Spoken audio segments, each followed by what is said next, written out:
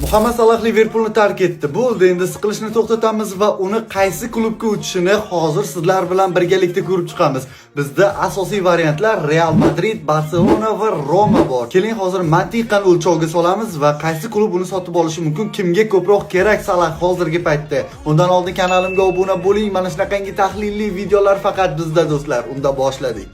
Xo'p, Muhammad Salahni sotib olish mumkin bo'lgan 3 ta asosiy klub bor, 3 ta asosiy variant bor. Bulardan birinchisi Romaga o'tish ehtimoli biroz pastroq, lekin ehtimoli bor. Nega desangiz, birinchidan Salah bilasiz Liverpoolga Romadan o'tgan, bo'lib ham rahbariyat bilan munosabatlari yomon emas.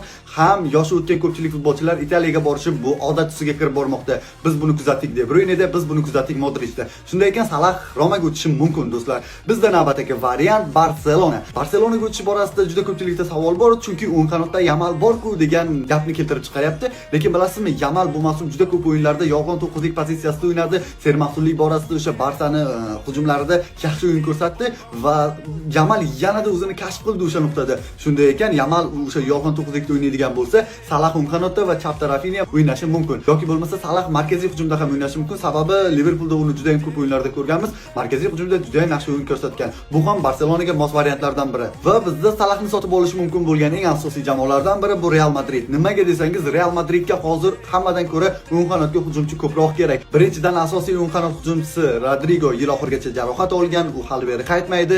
Uning o'rniga bor bo'lib turgan Massantuono kelganidan beri Realning darajasiga tusha olmaydi. Juda ham yomon o'yin ko'rsatyapti va agar Salah keladigan bo'lsa, o'sha pozitsiyani yopib berishi mumkin. Tasavvur qiling, Salah o'ng qanotda, chapda Vinicius va markazda Mbappe. Bu super trio bo'lardi. Xo'sh do'stlar, siz nima deb o'ylaysiz? Salah qaysi jamoaga o'tgani ma'qulroq? Real Madrid, Barselona, Roma yoki bo'lmasa butunlay boshqa variant? Fikrlaringizni kommentariyada qoldiring.